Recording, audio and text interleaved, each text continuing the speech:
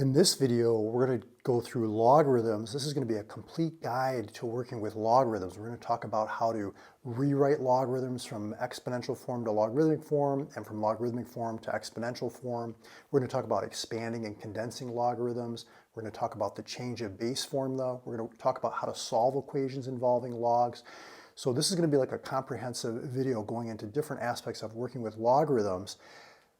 Let's dive in. I'm going to have a lot of different examples. You can practice some of these on your own to get some practice. So we'll do multiple types of each kind. So let's dive into this first set of problems. We're going to talk about how to rewrite logarithms into the exponential form. So the first thing you want to know is this form here. This is the log base b of x equals n. And when we rewrite it, see this is log base b. This is an exponential function with base b. And notice that here's the power and x is like your answer, okay? So what some students do when they're rewriting is they say, well, I know this is my log base b, I know this is my exponential function base b. All I have to do is interchange these two quantities. That's one way to do it. I'll show you another way that I like that's a little bit more intuitive. So let's take a look at a couple examples. So for number one, log base 4 of 64 equals 3. Because logarithms and exponential functions, they're inverses of each other, kind of like squaring and square rooting or like multiplying and dividing. They undo each other, they're inverses. What I can do is I can exponentiate, I can raise both sides using this base 4. So see how this is an exponential function with base 4 and a logarithmic function of base 4? Those undo one another, they're inverses. And now you can see it's in exponential form. Now I could rewrite this a little bit if I want. I could say 4 to the third power equals 64. That's 4 times 4 times 4, 3 times. And you've got it. So this is kind of a little bit more of an intuitive way, kind of like when you had a problem like this, like x squared equals 16, and you say, oh, I'm going to just take the square root of both sides. See the square and the square root, those are inverses. They undo each other. Of course, the first time you saw that symbol, you were probably like, what is that, right? It's like, and it just means, the inverse or the opposite, right? So let's go to number 2 now. Log base 5 of 1 is 0. So if I was going to rewrite this, again, you could use this technique that I mentioned here where you say, oh, I recognize this is base 5.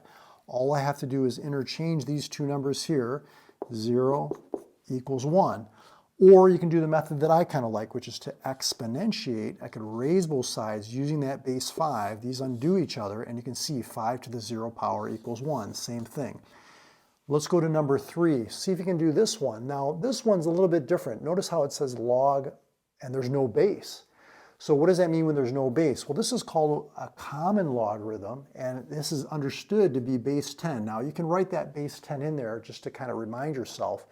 And then again, you can use the technique that I mentioned here where you keep the base the same, base 10. You interchange these two numbers. Or you can do the technique that I prefer, which is to exponentiate both sides using base 10. So there's an exponential function, there's a logarithmic function, kind of like squaring and square rooting, they're opposites. And 10 squared is 100, the negative, you take the reciprocal, that's how we're getting 1/100th. So now it's in the exponential form. Now, you're probably saying, Mario, why are we even doing this? Why are we switching forms?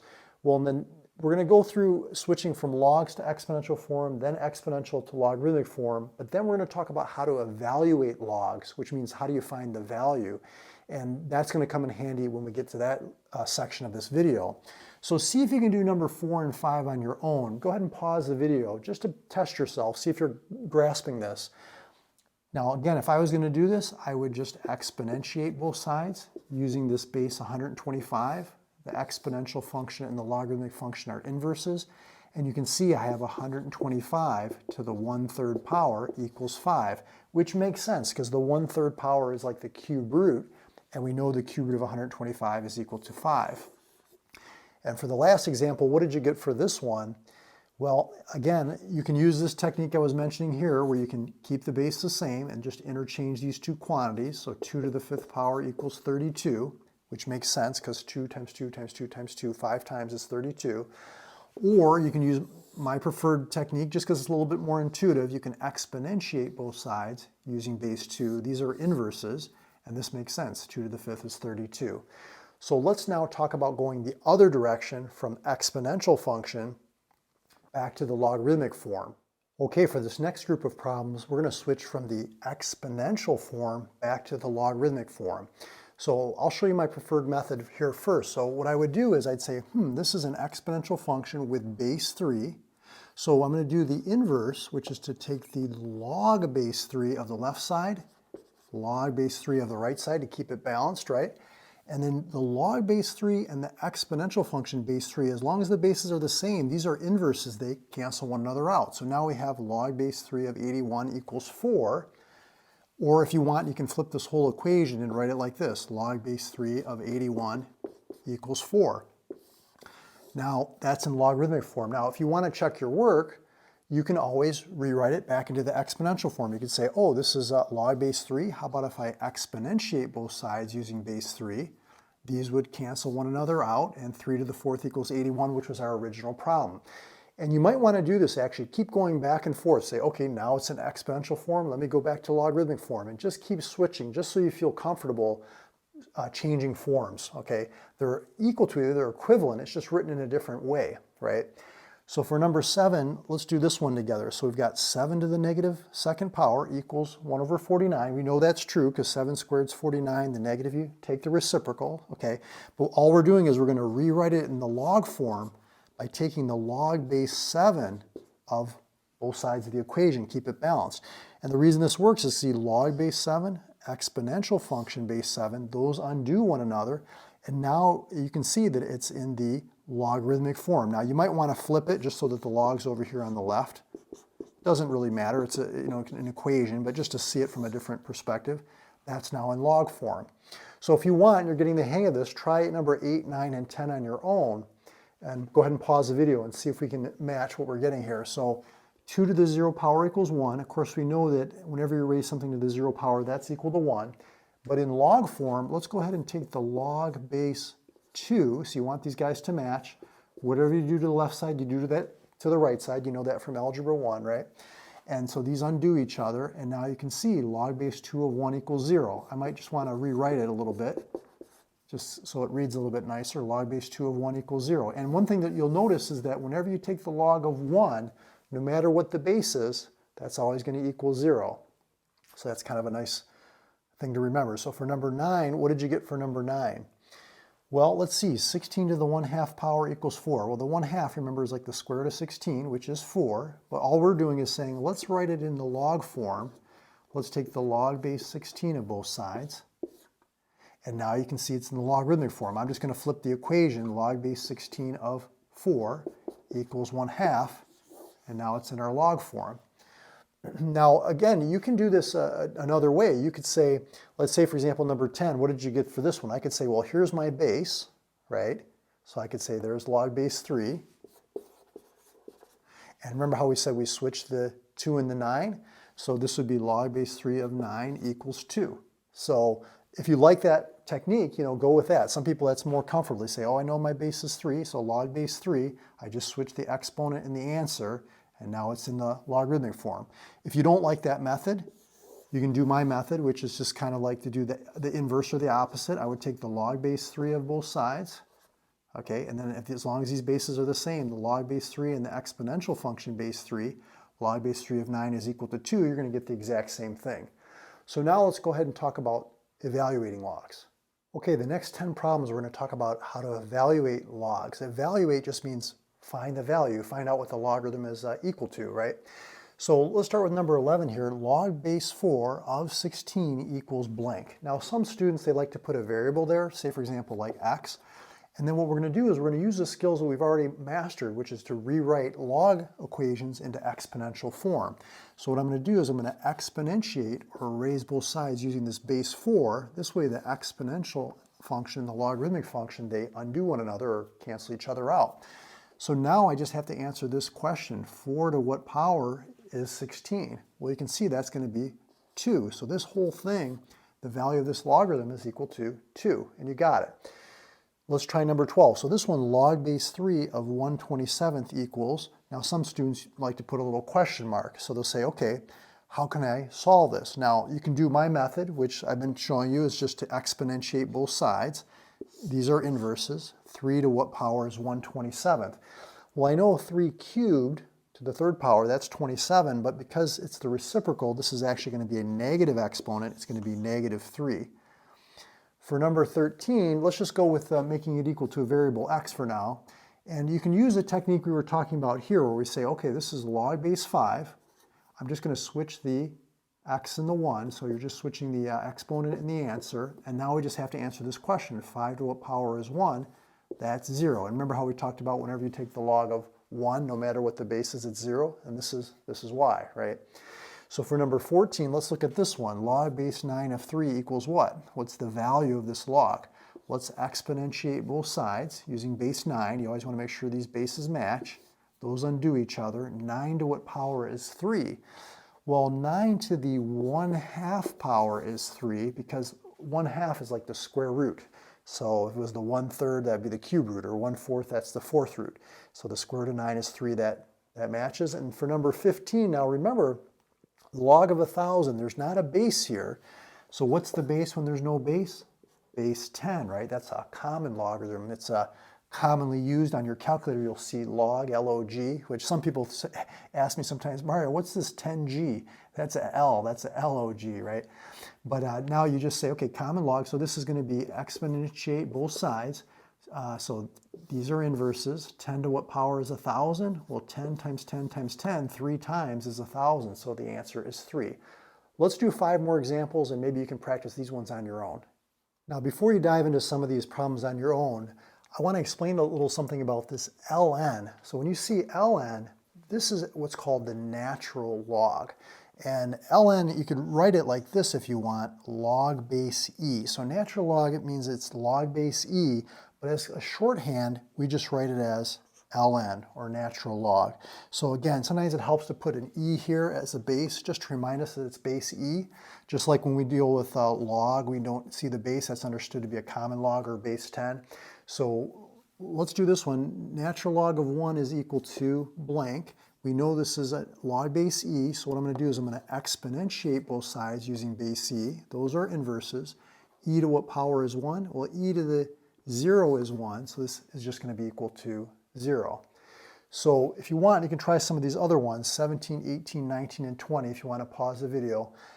For 17, again, this is natural log, which is understood to be log base e, so I'll put the base there. Notice the base is usually a little bit smaller and it's lower, okay, so that's how you know it's the base. And one thing that's interesting about this particular problem is, see how this is log base e and an exponential function base e? So if you can get these to match, it's just like we've been talking about using inverses, this would just come out to 4. Now, if you don't like that method, because some students, they just like to kind of do it the same way each time, which is completely fine. You just say, well, here's log base e. Let me exponentiate both sides using base e. Those are inverses. E to what power is e to the 4th? Well, if the bases are the same, then the exponents have to be the same, and x would equal 4. So you're going to get the same answer. But sometimes if you can catch it early enough and say, oh, the bases match, one's exponential, one's logarithmic, they undo each other, it's just a little quicker. So what did you get for 18, 19, and 20? Well, for 18, I notice there's not a base here, so this is understood to be base 10. So I'm going to say exponentiate both sides. Those are inverses. 10 to what power is the square root of 10? Well, we know the 1/2 power is the square root, so 10 to the 1/2 is the square root of 10. For number 19, what did you get on this one? This one, I'm going to do it a little bit differently just to show you. 128, can I get that in terms of base 2? Well, yes, because I know that 128 is 2 to the 7th power. Let's see, 2, 4, 8, 16, 32, 164, 128. And so now I can see I've got log base 2 and exponential function base 2, and so you can see we're just getting 7. Again, you don't have to do it that way. You could just exponentiate both sides. 2 to what power is 128? That'll be 7. You'll get the same answer. And then for number 20, what did you get for this one? Again, we'll just do the method we've been using, which is to do the inverse, or to exponentiate. 1/5 to what power is 25? Well, 1/5 to the -2 power, because we know 1/5 squared is 1/25, but the negative, we take the reciprocal, and that's how we're getting 25. Now, before you dive into some of these problems on your own, I want to explain a little something about this ln. So when you see ln, this is what's called the natural log. And ln, you can write it like this if you want, log base e. So natural log, it means it's log base e, but as a shorthand, we just write it as ln, or natural log. So again, sometimes it helps to put an e here as a base, just to remind us that it's base e. Just like when we deal with log, we don't see the base, that's understood to be a common log or base 10. So let's do this one. Natural log of 1 is equal to blank. We know this is a log base e, so what I'm going to do is I'm going to exponentiate both sides using base e. Those are inverses. E to what power is 1? Well, e to the 0 is 1, so this is just going to be equal to 0. So if you want, you can try some of these other ones, 17, 18, 19, and 20, if you want to pause the video. For 17, again, this is natural log, which is understood to be log base e, so I'll put the base there. Notice the base is usually a little bit smaller and it's lower, okay, so that's how you know it's the base. And one thing that's interesting about this particular problem is, see how this is log base e and an exponential function base e? So if you can get these to match, it's just like we've been talking about using inverses, this would just come out to 4. Now, if you don't like that method, because some students, they just like to kind of do it the same way each time, which is completely fine. You just say, well, here's log base e. Let me exponentiate both sides using base e. Those are inverses. E to what power is e to the 4th? Well, if the bases are the same, then the exponents have to be the same, and x would equal 4. So you're going to get the same answer. But sometimes if you can catch it early enough and say, oh, the bases match, one's exponential, one's logarithmic, they undo each other, it's just a little quicker. So what did you get for 18, 19, and 20? Well, for 18, I notice there's not a base here, so this is understood to be base 10. So I'm going to say exponentiate both sides. Those are inverses. 10 to what power is the square root of 10? Well, we know the 1/2 power is the square root, so 10 to the 1/2 is the square root of 10. For number 19, what did you get on this one? This one, I'm going to do it a little bit differently just to show you. 128, can I get that in terms of base 2? Well, yes, because I know that 128 is 2 to the 7th power. Let's see, 2, 4, 8, 16, 32, 164, 128. And so now I can see I've got log base 2 and exponential function base 2, and so you can see we're just getting 7. Again, you don't have to do it that way. You could just exponentiate both sides. 2 to what power is 128? That'll be 7. You'll get the same answer. And then for number 20, what did you get for this one? Again, we'll just do the method we've been using, which is to do the inverse, or to exponentiate. 1/5 to what power is 25? Well, 1/5 to the -2 power, because we know 1/5 squared is 1/25, but the negative, we take the reciprocal, and that's how we're getting 25. Okay, for these next 4 examples, we're going to talk about how to graph logarithms. So let's look at this first example, number 21, y equals log of x. Now there's not a base here, so we know this is a common log, or base 10. Let's rewrite it into the exponential form. So the way we do that, remember, is we exponentiate both sides, okay, using the same base. These are inverses, and so now you can see we have 10 to the y equals x. Now, we know that y equals 10 to the x, okay, looks something like this. It's an exponential growth graph, okay, because see the base is greater than 1, so it's going to be an exponential growth. But what's the difference between this equation and this equation? All we really did was interchange or switch the x and the y, and that's how you find the inverse. You're interchanging the x and the y. When you interchange the x and the y, graphically what that does is it reflects the graph over the line y equals x, this 45-degree line, and you get a graph that looks something like this. So let's go ahead and make a table. I'll show you how I normally do this. I make a table, but what I do is instead of plugging in for x, I'm going to plug in for y, since that's in the exponent position. So let's plug in some easy numbers. 10 to the -1, remember the negative exponent, you take the reciprocal, so that's 1/10. 10 to the 0, anything to the 0 power is 1, and then 10 to the 1st, anything to the 1st power is itself, or 10.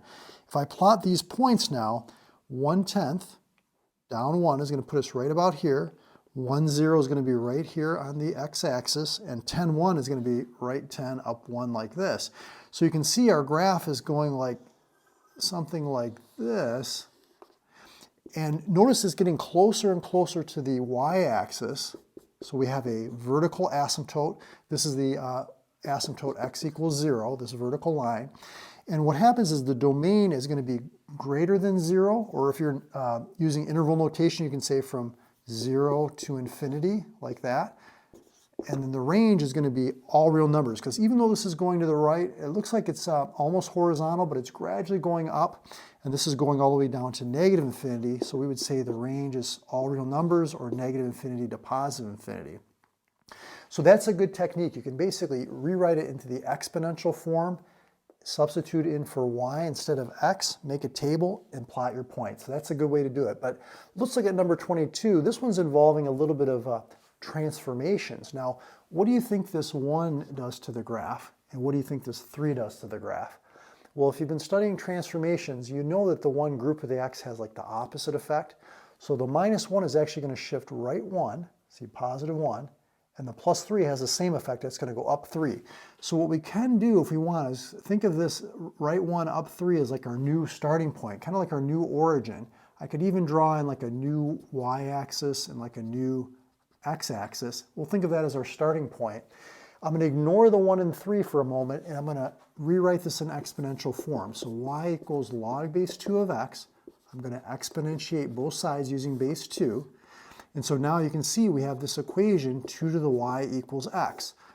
Let's make a table, plug in some small numbers, okay, and let's see what we get. So 2 to the -1 is 1/2, 2 to the 0 is 1, 2 to the first is 2, 2 to the second is 4, 2 to the third is 8, etc. Notice I'm plugging in for the y. That makes it a little bit easier to evaluate. So now if we plot these points, but instead of from our original origin, let's use our shifted origin. So I'm going to go from here, right 1/2, down 1, which is right about here, 1, 0. So from here, right 1, up 0, then right 2, up 1, right about here, and then let's say right 4, up 2. So this would be 2, 3, 4, up 2, right about here. Okay, so there's our graph.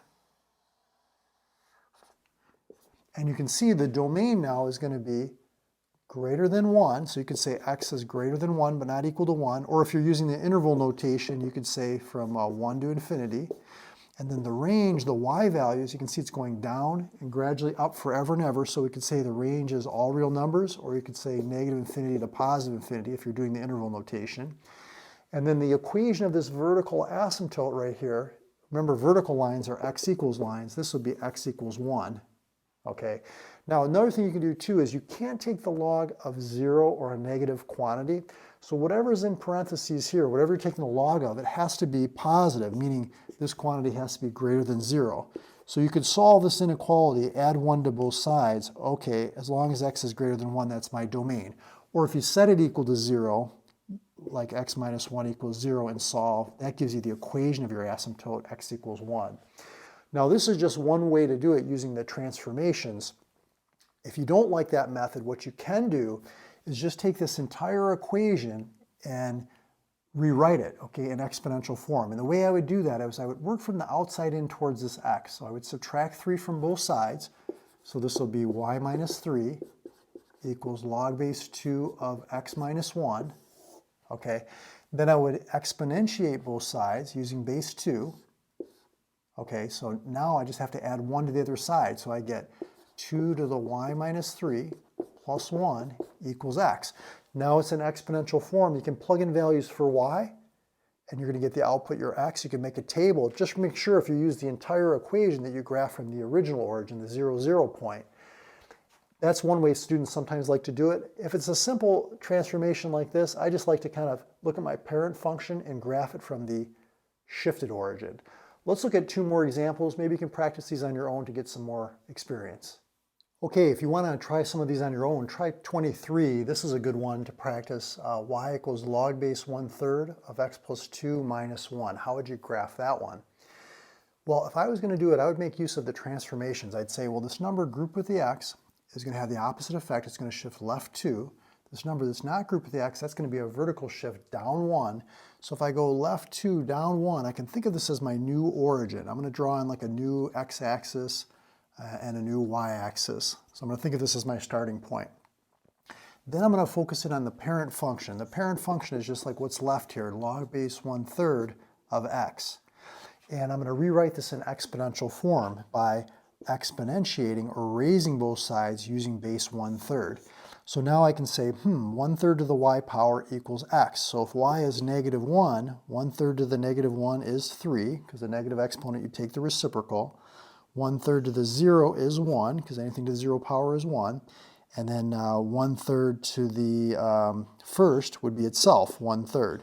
So if we plot these points now from this new starting point, let's see, we've got right 3, down 1, right 1, up 0, right 1/3, up 1.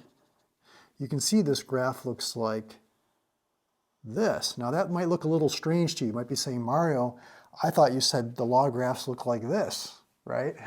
So what happened? Well, remember where we were dealing with our parent function, y equals log base 1/3 of x, right? See, if we were to graph y equals 1/3 to the x power, notice that this is a base that's less than 1, between 0 and 1. That's an exponential decay function. Remember, exponential decay functions, they go like this, down to the right. They approach that horizontal asymptote of the x-axis, so they look like that. And remember, when you find the inverse, what are you doing? You're finding the reflection of that graph over that line y equals x. So if I was to take that graph and reflect it, it's going to look something like this now, where it's like getting closer. It's going to go kind of like that. Okay, and that's what we have here. It's just that this graph has been shifted left 2 and down 1. So if you want to focus on the asymptote here, you say x equals -2. Sometimes they ask you for the equation of the asymptote. It'll ask you for the domain, so you could say x has to be greater than -2, or you could say in interval notation -2 to -infinity. And then the range is going down and up forever and ever, so you could say the range is all real numbers, or you could say from -infinity to +infinity for the range. Okay, so good. Let's do number 24. Now this one, you might need a little bit of help on if you haven't seen this before. Y equals natural log of x. Remember the natural log, this is like log base e. So I'll just put the e there to remind us. Let's rewrite it in exponential form by exponentiating both sides. So we're really trying to graph e to the y equals x. So let's plug in some numbers for y, like -1, 0, and 1. E to the -1. Now, we didn't talk about this at the very beginning, but this is the natural base e, right? And e is one of those numbers kind of like pi. You know how pi is like a non-repeating, non-terminating, like 3.14159, like that? E is about approximately 2.7. So you might want to memorize that, about 2.7. So if we do e to the first, that of course is going to be itself, 2.7. If we do e to the 0, anything to 0 power is 1. If we do e to the -1, that's like 1 over e, and 2.7 is almost 3, okay? So it's about 1/3. I'll just say approximately 1/3. So now when we plot these points, let's do that. 1/3, down 1. 1, 0 means we're going right 1, up 0, and then 2.7, 1, 2, almost a 3, not quite, up 1. So now if we graph this, there's our graph. So it's approaching this y-axis, which is the asymptote x equals 0. The domain is going to be x is greater than 0, or from 0 to infinity if you're using interval notation, and the range is going to be all real numbers, or -infinity to +infinity. But again, this is helpful to rewrite it in the exponential form. Okay, now we're going to talk about expanding and condensing logs. These are called the properties of logarithms. You probably remember when you learned about the properties of exponents. Let's go through it real quick. When you multiply and you have the same base, what do you do to the exponents? You add them, right? Similarly, when you work with logs, if you have the log of a product, see x times y, you write it as the sum. Log base b of x plus log base b of y. So just like when you multiply, you add. When you multiply, you add. Just want to make sure you keep the bases the same. This is called the product property of logs. When you go from the left side to the right side, we call that expanding. It's getting bigger. If you go from the right side to the left side, we call that condensing. It's getting smaller. You're combining it into just one log. Now let's look at the quotient property. When you divide with exponents and you have the same base, what do you do to the exponents? You subtract them. With logs, when you have log base b of x divided by y, What do you do to the logs? You subtract them. You take log of the numerator minus log of the denominator. This is called the quotient property of logs. And then here, when you have a power to a power with exponents, like an exponent raised to an exponent, what do you do to the exponents? You multiply them. With logs, when you have log base b of x to the nth power, what do you do with this power? You can bring it down in front of the log and multiply it by that n. So this would be n times log base b of x. It's also reversible, so you could take this coefficient and bring it up as a power. That would be condensing. When you bring it down, that's called expanding. So this is called the power property of logs. So we're going to go through some examples together, and you can practice them on your own if you want to pause the video. But I'll see if I can show you how this works. Let's do this first example, log fun, log of fun, right? Fun with logarithms, right? Well, see, here's the thing. They don't tell us the base. That's understood to be base 10. We can see that f, u, and n are right next to each other. That means they're multiplied together, just like this one here. So we can write it as a sum of logarithms. So this is going to be equal to log of f plus log of u plus log of n. That's expanded. Now, if they gave us this, we could condense it back into log of f times u times n. So we're combining it into one log. But in this case, we're going to focus on expanding first. Okay, let's go to number 26. This one we have log of wx divided by y. Now you can see this fraction bar is like a division sign. That's like this one, the quotient property. When we divide, we subtract. So we could say log of wx minus log of y. But notice the w and the x are right next to each other. That means they're multiplied together. That's this product property of logs. We can write it as a sum. So when you multiply, you write it as a sum. So log of w plus log of x minus log of y. And now it's fully expanded. Let's go to number 27. This one, log base 4 of L divided by Mn. So this one, we've got a different base. We have base 4. So I'm going to say log base 4 of L minus log base 4 of Mn. See, remember when you divide, you subtract. But notice that m and n are multiplied together.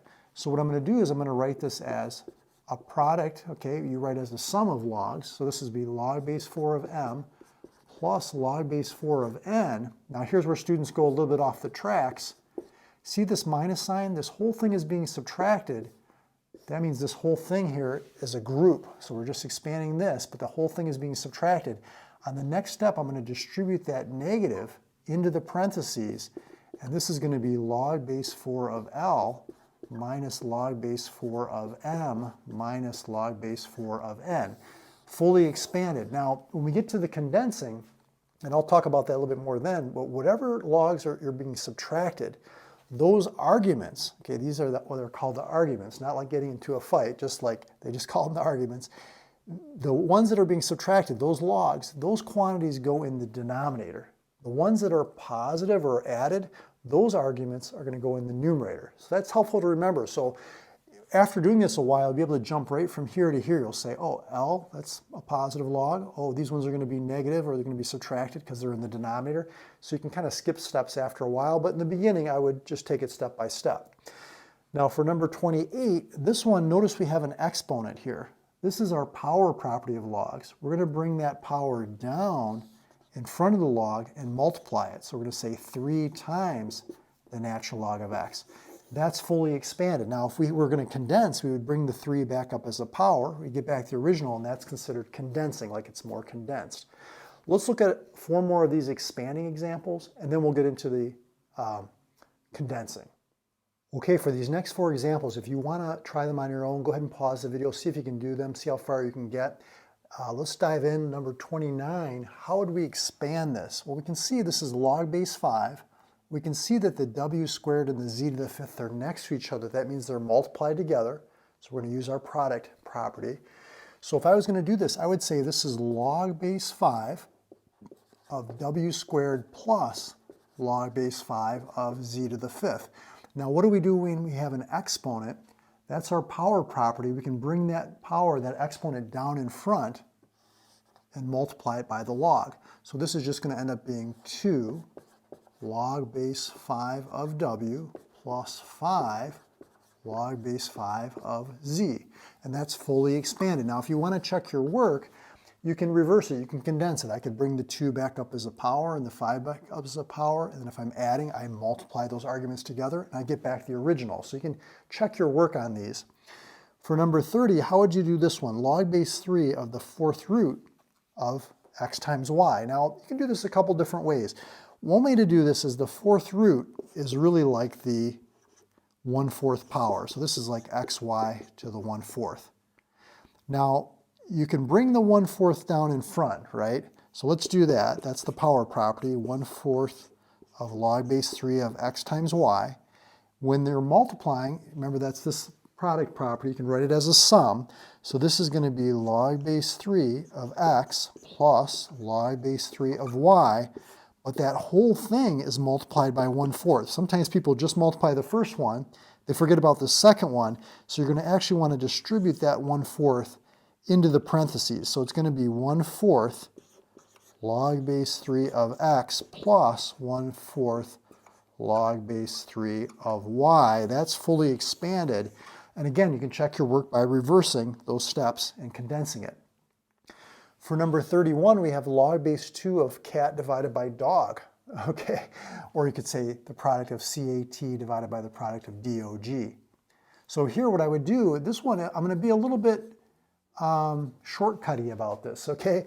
Whatever's in the numerator, remember we said that those are going to be positive logs, and everything that's in the denominator, those are going to be subtracted or negative logs. So this is going to be log base 2 of C plus log base 2 of A plus log base 2 of T minus log base 2 of D minus log base 2 of O, which kind of looks like a 0. You can't take the log of 0, but just know that that's an O, minus log base 2 of G. So see how I did that? So now you might be saying, Mario, why does that work? Well, one way to think about it is when you subtract, subtraction's like adding the opposite, right? And this minus sign is kind of like a -1, right? And this -1 you can bring up as a power. That's our power property, right? So this could be like g to the -1. And the -1 tells us to take the reciprocal. So that would be like 1 over g. And when we add, we multiply. But if you multiply by 1 over g, that's going to bring the variable down to the denominator. So different ways to look at this when you're doing these problems. Let's do 32. This one, we've got a lot going on. Okay, so what I'm going to do here is I'm going to rewrite this a little bit. I'm going to say log base 7 of x to the 2/3. See how the numerator is the power and the denominator is the root, times y to the 1/3, okay, all over z to the 4th. Okay, so now that's a little bit rewritten. So now remember, when we multiply, we add, and when we divide, we subtract. So this is going to be log base 7 of x to the 2/3 plus, because when you multiply, you add, log base 7 of y to the 1/3 minus, when you divide, log base 7 of z to the 4th. Now what we're going to do is we're going to use our power property. We're going to bring all these exponents down in front, and we have it fully expanded. So this is going to be 2/3 log base 7 of x plus 1/3 log base 7 of y minus 4 log base 7 of z. And now you've got it fully expanded. Okay, see if you can do these condensing ones on your own. And we'll do 4 of these easier ones, and we'll have a couple harder ones for the last 2. So what would you do for 33? Here you're adding. How could you condense this into a single logarithm? Well, when you add, what we're going to do is we're going to go from the right side to the left side. We're going to write it as a product. So this is actually going to be 5 times 3, or we could just say log of 15. And for the next one, number 34, we're subtracting. What do you do when you subtract? You divide. So this is really going to be log of 3 over y. Now some students make a mistake. They'll say log of 3 divided by log of y. You just want to condense it into one log and like that. So you want to make sure it's just one logarithm. For 35, this one's a little bit more challenging. What I would do is I would bring the coefficients up as powers first. That's our power property. We're just bringing that up as an exponent. And then when you subtract, you divide. So this is going to be log of x squared minus log of y cubed. But when you subtract, you're going to divide the arguments. So this is going to be log of x squared over y cubed. Again, just one logarithm. For number 36, same thing here. We're going to bring up the coefficients as powers.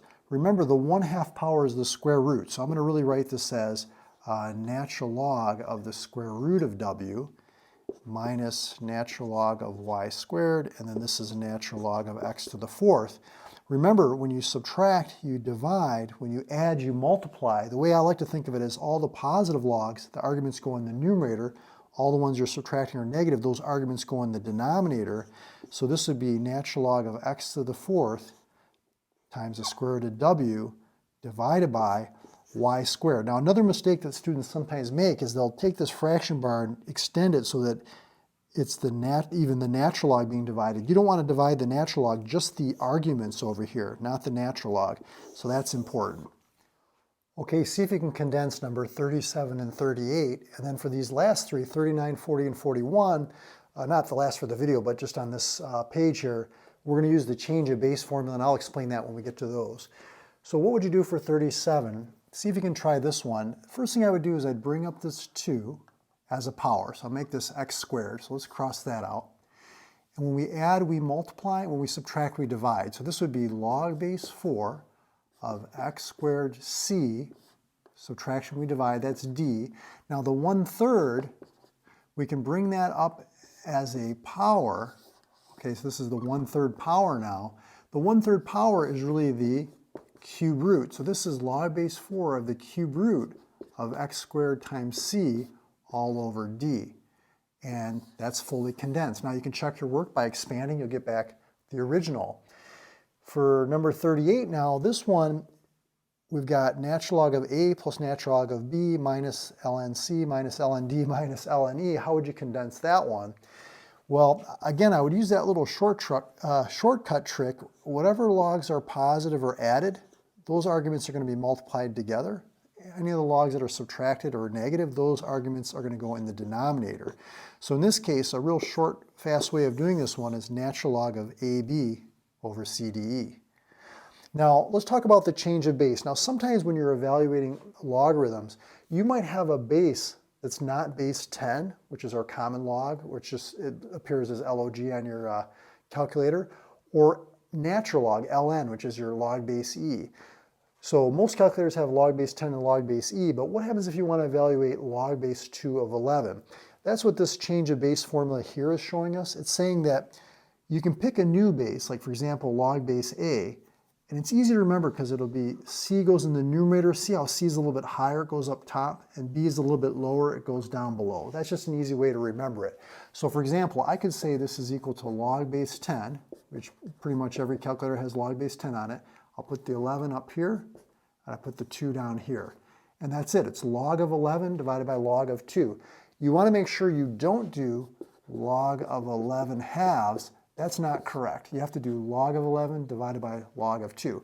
You could also do the natural log, like natural log of 11 over natural log of 2. You would get the exact same thing if you do that on your calculator.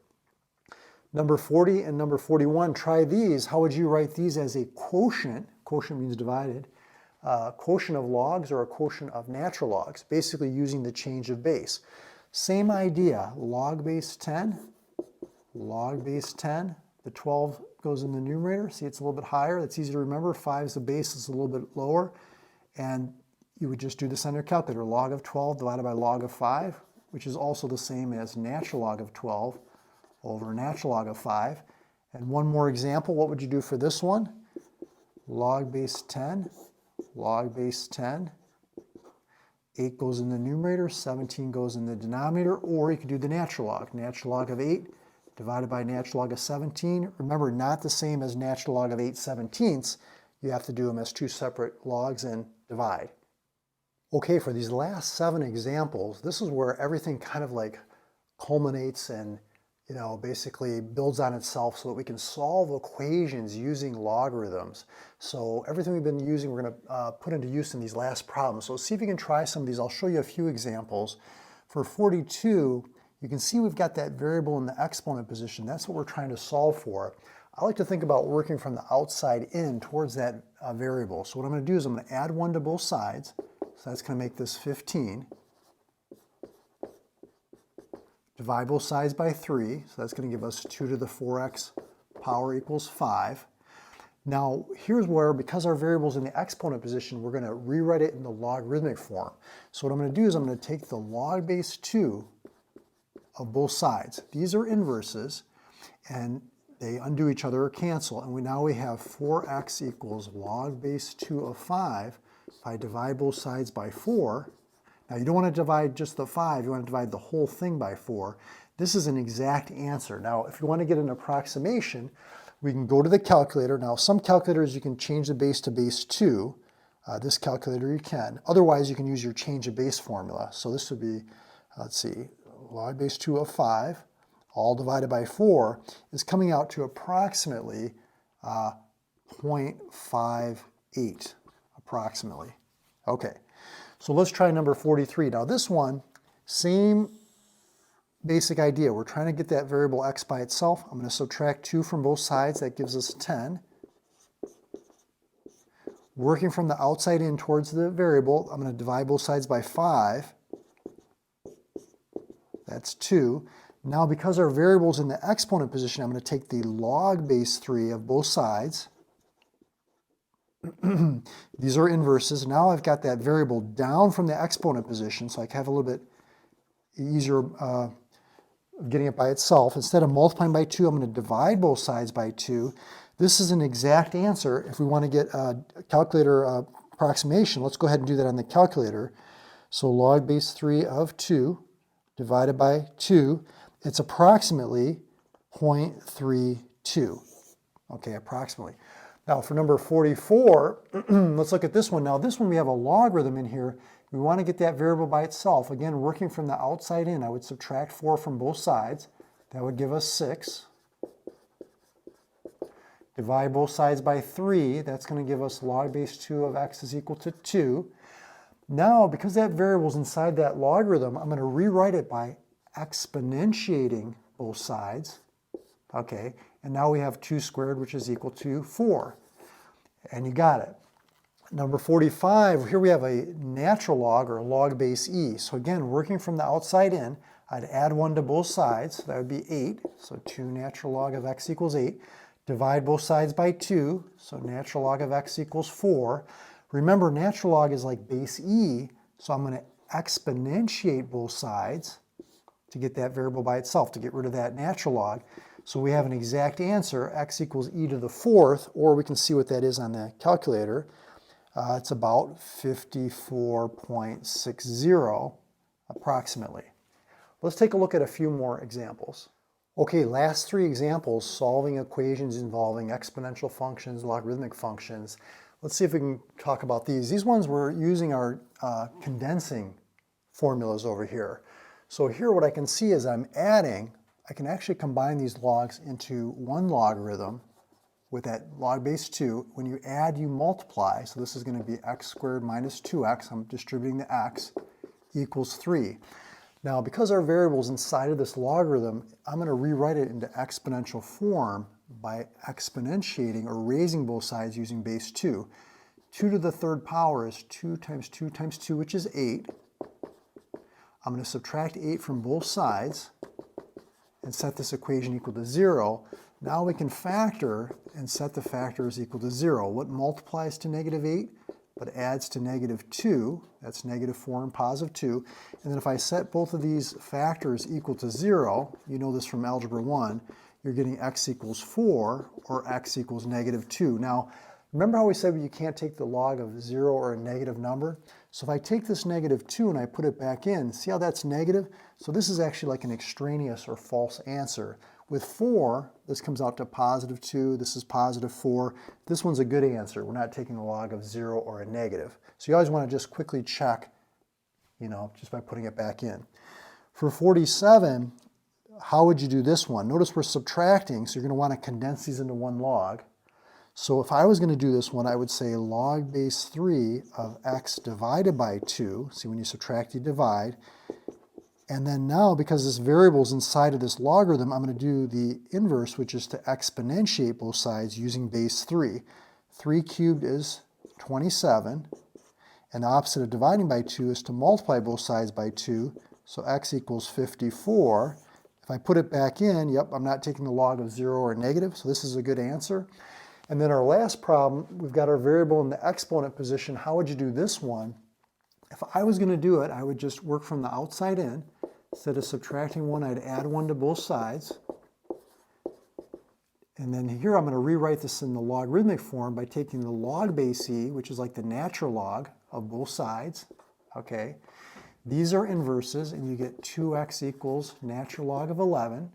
And then if I divide both sides by 2, that's our exact answer. Now, you don't want to make this 11 halves. It's a natural log of 11 divided by 2. So let's see what that comes out to. Natural log of 11, enter, divided by 2. I'm getting approximately 1.20. And you can check your answer. You can put it back in here and see if it comes out to approximately 10. It's going to be a little bit off because we rounded.